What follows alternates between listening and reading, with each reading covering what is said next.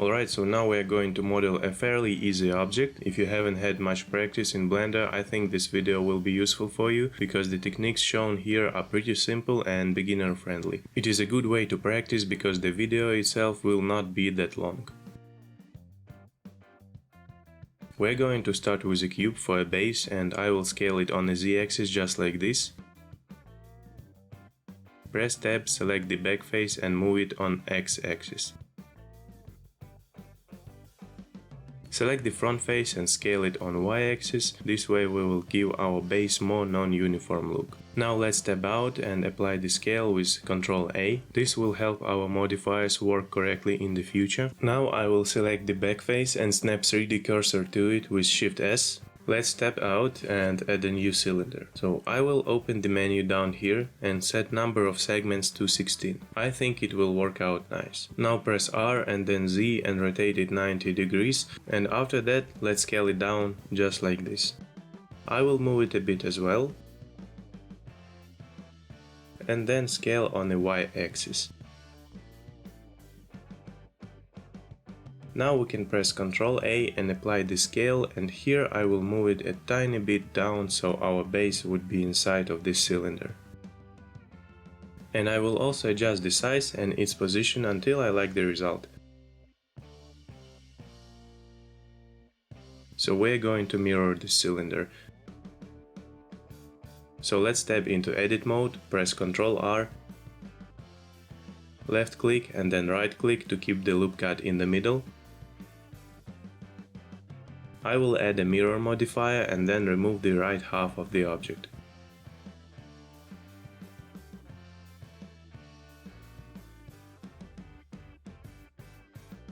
You can see our cylinder is mirrored right now. Now I want to make some extrusions, so let's add another loop cut with Ctrl R and move it to the side. I will press Ctrl B to bevel it, and you can see we have a nice ring that we can extrude. So Alt E, extrude along normals and push it down just like you see on your screen. I also select this face here, press I to inset it, then E to extrude.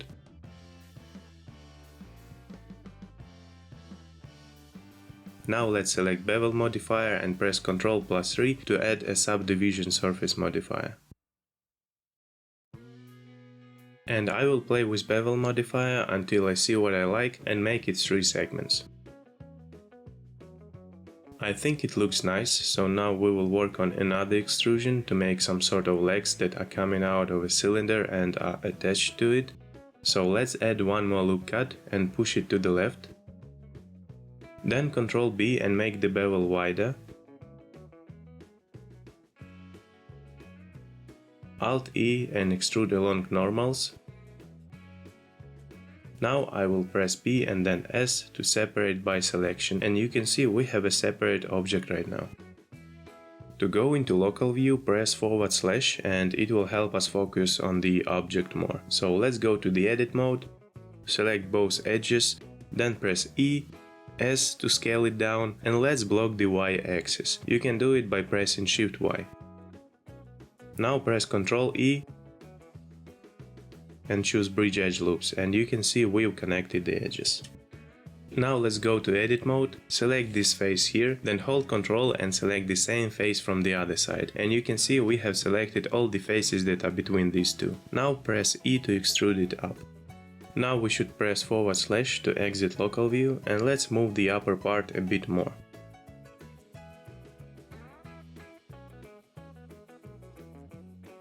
And I want to make this one a flat surface, so for that you can press S and then select Z-axis and type in 0, and you can see we have a flat surface here. We can also later rotate our model on the Y-axis, and this way you can manually select the angle of the phone stand. But for now let's leave it without adjustments, so it would be easier for us to finish modeling process. Now let's tab into edit mode, Ctrl R and move this edge loop all the way up. left click to keep it in place, and then press G, Z to move it on the Z axis somewhere here. Now let's Alt and right click to select the side faces and then also select the top ones. We are going to separate this object by selection, so to do that press P and then S. Now we should exit edit mode and let's select our new object. I will remove the subdivision surface modifier for now. I will also tweak bevel modifier a bit, and now we can go into edit mode one more time, press A to select everything, then press X, limited dissolve. This way we will simplify our geometry. Now with Alt right click let's select the faces around, then press Alt E and extrude along normals. And you can see we have a small gap at the bottom here, so first off we can move our object down just a tiny bit, and then we can select the edges and scale them down just like this. I'm going to add another loop cut in the middle, so for that press Ctrl R, left click and then right click to keep it in the middle. And we can select these two faces here and then press I to insert them. You can either make a solid insert, just like you see right now, or you can press I one more time to split it. So you can insert using any of these methods, and I will personally split it, and after that I will press E to extrude it down. Now we will model two legs that are coming from this part. So I will press Shift D to duplicate selected faces, and then press P and then S to separate them by selection. And now we need to exit edit mode and select our newly separated faces. Now let's enter edit mode one more time, select everything with A and extrude them up just like this. And in the viewport overlays I will enable face orientations. This will help us understand if our normals are facing the right direction. And in my case you can see that everything is blue, which is good, but if you have some red objects, select everything with A and press Shift N to correct the normals. And I will also select the top faces one more time and move them up just a tiny bit, and we can tweak the height later. Now with top faces selected, I'll press E to extrude, and I'll extrude it to about right here. And what we're going to do right now is we're going to connect these two parts together, and then we're going to bevel the inner edges. Now let's press Ctrl R to add a loop cut, left click, right click to keep it in the middle, and let's do the same for the other side. Now press Z and go to wireframe mode. After that select these vertices here, and you can see we've basically selected two polygons that are facing each other. So let's press Ctrl E and then choose bridge edge loops. So everything worked out fine. One thing you can notice is that we have this kind of geometry here, so we can make it more round. So you can open the bevel modifier right now, go to geometry tab, and in the miter outer you should change the sharp to R. Another thing we can do here is we can select the inner edges, press Ctrl B to bevel them with a few segments, and this way you can see we can add some roundness to our object. I'll select these top faces and move them up just a tiny bit, and I think that we can finish our base to make it look more smooth. So let's do that. Let's select our base model, tab into edit mode, let's select these edges here and bevel them with a few segments. But before that we should tab out, press Ctrl A and apply the scale, just in case we did not apply it before.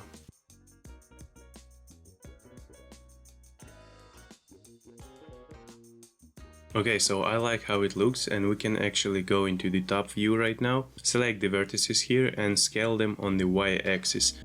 And you can scale it however you like it. I feel like this one looks good, so I will leave it like that. And another thing we should do is we should add a bevel modifier to this base, so let's do that. I will tweak the bevel amount a bit and make it 3 segments. After that, don't forget to go to the shading tab and enable harden normals.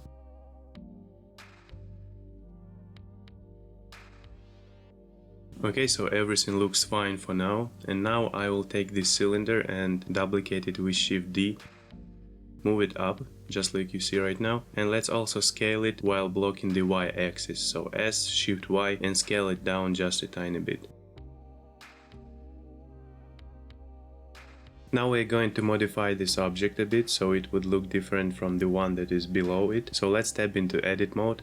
Select the faces around here with Alt right click, then hold Shift and Alt right click on the other side. Now press X and dissolve the vertices. And now we want to connect these edges here, so select them, press Ctrl E and then choose bridge edge loops. Now we can change the appearance of this cylinder, so let's select this edge loop, press G twice to slide it, and let's slide it to the left to somewhere here. And now we can press Ctrl B and give it a small bevel. After that let's press Alt E and extrude it along the normals. And we can do the same with the second edge loop. So let's press G twice, slide it to the left and give it another bevel, but this time it will be smaller. After that press Alt E and extrude it along the normals. Now let's tab into edit mode and let's select these two faces here, and I'll go into the front view by pressing 1 on my numpad, press Shift D to duplicate these faces, and then let's press P and then S to separate them by selection. Now let's exit edit mode and select our newly separated object. After that go into the front view, press A to select everything in the edit mode and extrude it. So I will extrude it to somewhere right here, and if it doesn't look good in the future, I will be able to tweak the settings and I will be able to change the length and make it either shorter or longer. So another thing you can see, we have an origin point in the middle of our cylinder, and that's what we want, because if I now rotate the object on the y-axis, you can see it spins around this cylinder, and that's what we want. Later it will be easier for us to adjust the rotations, so make sure you have this origin point in the middle of the cylinder. Now to make our mesh stay together, we should go to mirror modifier and enable clipping there. And another thing, let's go to the wireframe mode, so press Z, choose wireframe mode, and let's select these vertices here. So we have selected a few faces here, so let's press X and then F to delete the faces. Alright, so for now everything looks fine, and we can select these faces here, press S, Y and scale them on the Y-axis just like you see on the screen. Now I am going to remove the middle bottom part, so I want to create handles that are basically holding the phone. To do that, let's press Ctrl R and then slightly move the loop cut to the right. And we should add one more horizontal loop cut, so let's do that. Ctrl R and let's pull it down just like you see on the screen.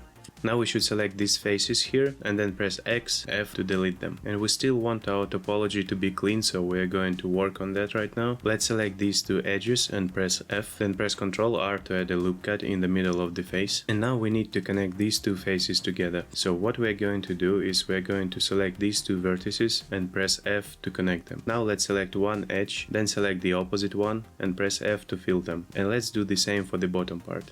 Alright, so it worked out fine, and now I can tweak this part and move it on the y-axis a bit. You can see what I'm doing on the screen, and you can also try different variations of that and see what works the best for you. Now I want to bend our handles, so let's select these two faces here. And first of all, I want to make them flat, and to do that you need to press S, X and type in 0, and you can see the faces are flat now.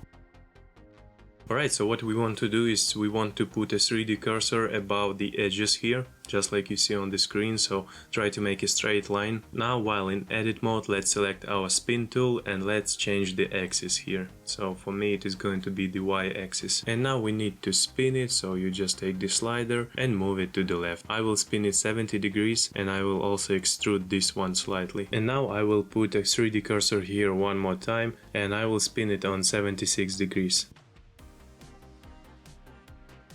Okay, so I will extrude it one more time and I think we're done here.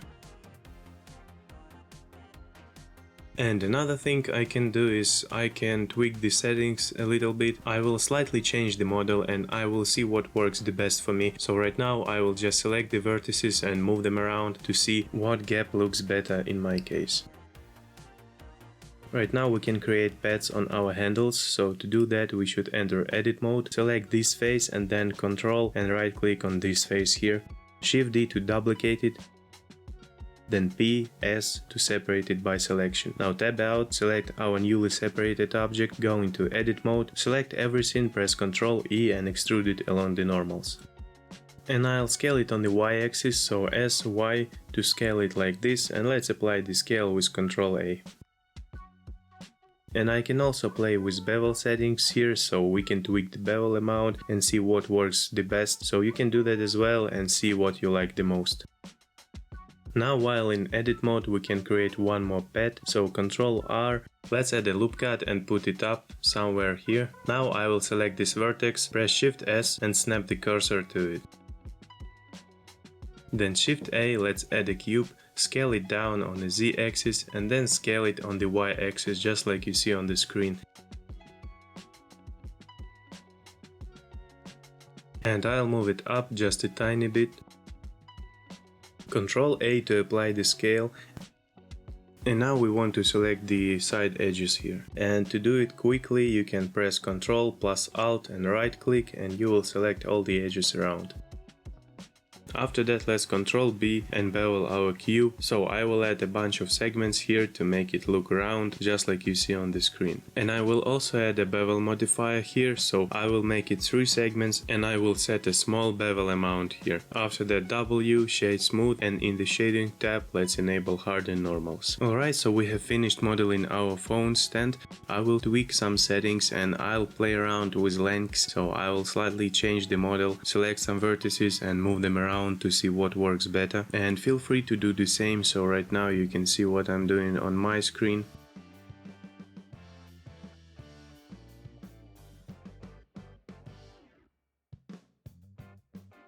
As for the texturing, I'm not gonna spend much time on it, so I have a free Blender Kit add-on, so I'll just write down the name of the material I need and then I'll just select the one I like. I hope you found this tutorial helpful, and if so, feel free to share it with your friends because it will help my channel grow. You can also download the free 3D model of this stand, the link is in the description. Thank you guys for watching and I see you next time.